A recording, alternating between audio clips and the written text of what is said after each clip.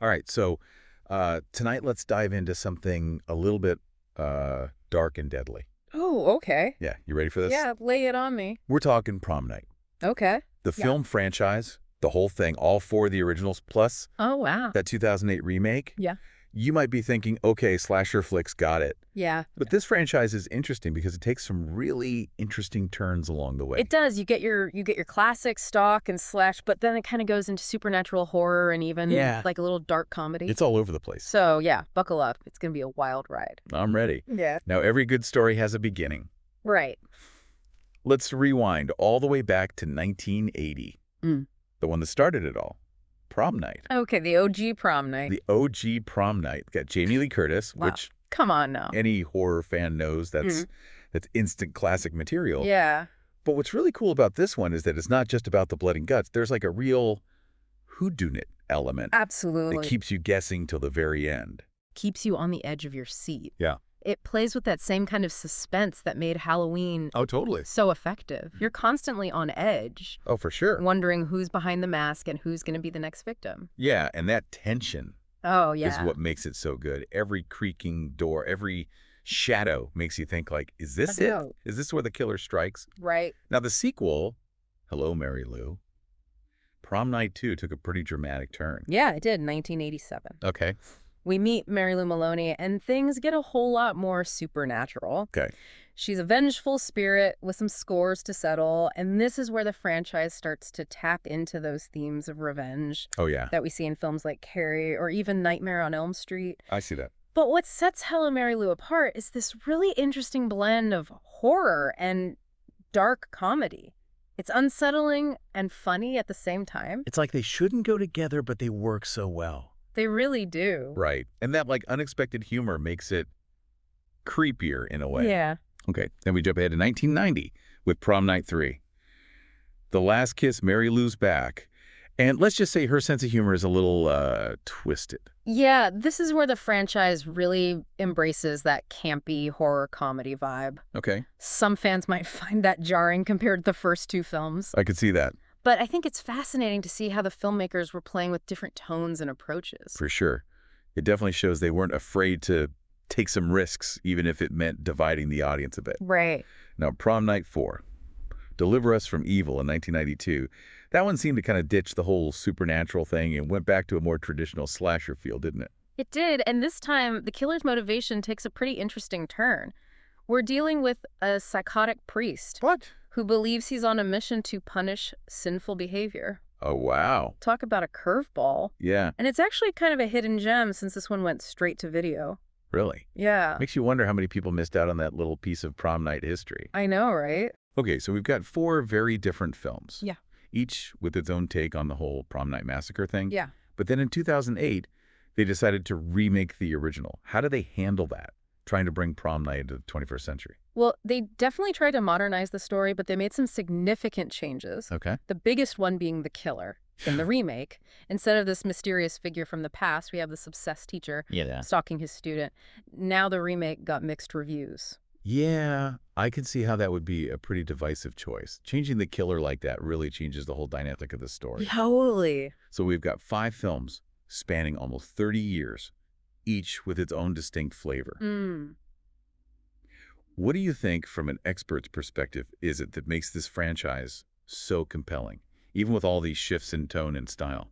That's a great question. I think one of the things that ties all these films together, despite their differences, is that they tap into something very primal, very real. They explore the anxieties of high school life, the pressure to fit in, the fear of being ostracized. Those are feelings we can all relate to. Oh, absolutely. Yeah. High school is basically a horror movie waiting to happen, even without the masked killers. Right. And Prom Night just takes those everyday anxieties and cranks them up to a whole new level. Exactly. They take those universal fears and insecurities we all had in high school and then throw in some supernatural elements or some bloodthirsty killers Yeah. to really drive the point home. And it's not just about like the fear of social isolation. Right. The Prom Night films also explore the consequences of trauma Oh, yeah. and how people cope with it. That's true. You've got these characters carrying the weight of past events, whether it's a loss or bullying or just the general anxieties that come with being a teenager. Right. These experiences shape who they are and ultimately drive their actions. Some find ways to move on while others are consumed by their past. Yep. And the films don't offer easy answers, but they do raise some important questions about how we process trauma and how it can manifest in different ways. It's pretty powerful stuff. It is even amidst all the slasher mayhem. Yeah. It definitely adds a layer of depth Yeah. that you might not expect from a series about prom night killings. Yeah. But there's another theme that runs through the entire franchise. Something that's terrifying and honestly kind of relatable. Oh, yeah. Vengeance. Absolutely. Vengeance is a major driving force in these films. You have characters seeking retribution for past wrongs, For sure. whether it's for being bullied or cheated on or even just overlooked. Right. It highlights how high school can feel like this pressure cooker, Oh, totally. where even the smallest slight can have deadly consequences. Yeah. It's almost like the franchise is saying that everyone has a breaking point, Right. and for some, that breaking point leads down a very dark path. That's right. What's fascinating to me is how the prom night films explore different types of vengeance. Exactly. Yeah. You have the cold, calculated revenge of the killer in the Yeah. original prom night, Right. then the supernatural wrath of Mary Lou, and then that almost playful, twisted sense of revenge in Prom Night 3. It really shows the complexity of vengeance and the different motivations behind it. It can be fueled by pure rage, a desire for justice, or even, as you said, a warped sense of humor. It makes you think, what would push you over the edge? Yeah. What kind of injustice would it take to unleash that kind of fury?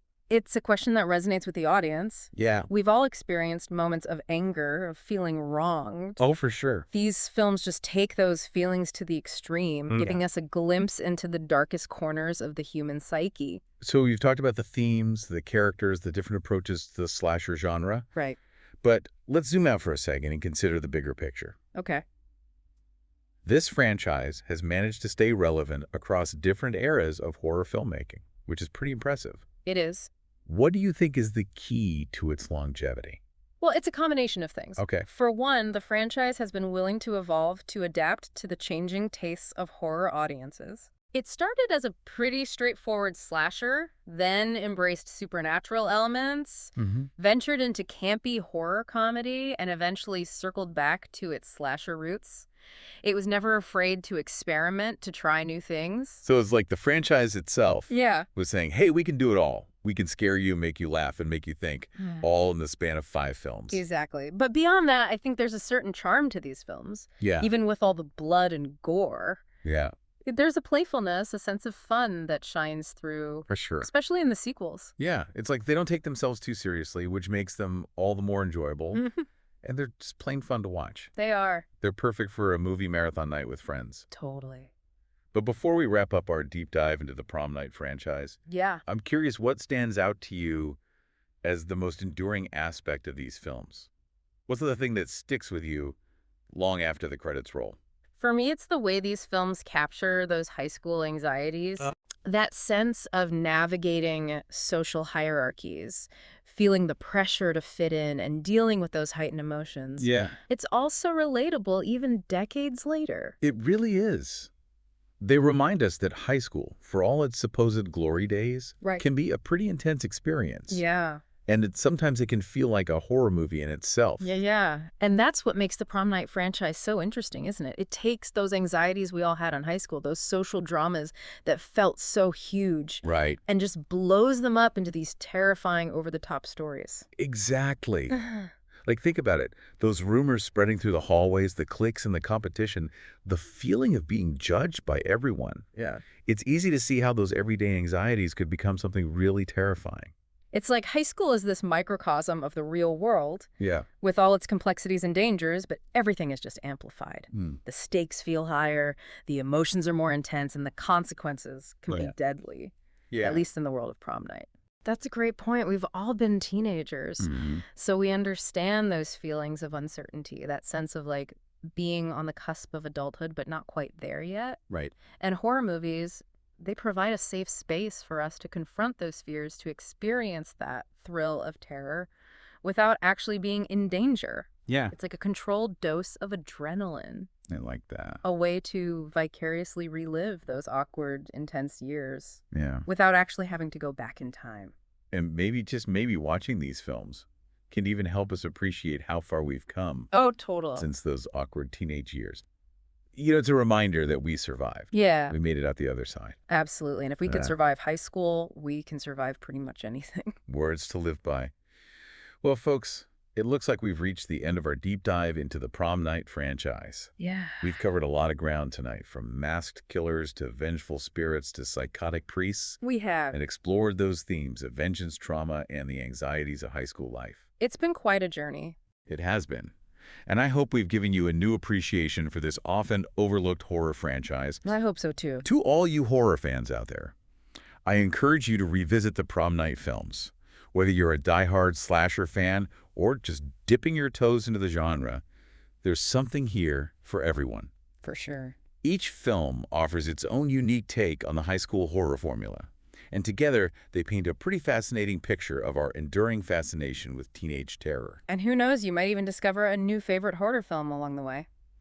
Thanks for joining us for this bloody good deep dive into the world of Prom Night. Until next time, stay curious, maybe keep those lights on just a little bit longer tonight.